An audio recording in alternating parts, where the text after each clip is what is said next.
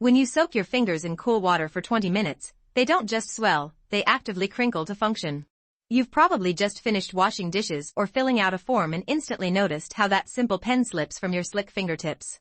Everyone says the skin just gets heavy and soggy from soaking up liquid like a sponge, which is why it looks so damaged.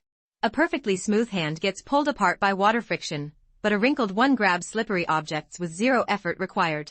Your brain isn't leaking fluid, your body is actively pumping water out to create a mechanical grip system for survival. Step 1. Mechanism 1. The skin channels excess water through tiny pores and sweat glands to lower your fingers' overall buoyancy. Step 2. Mechanism 2. The crinkled ridges act like grooved tires on a bike, allowing water to drain away so you don't slide. Step 3. Mechanism 3.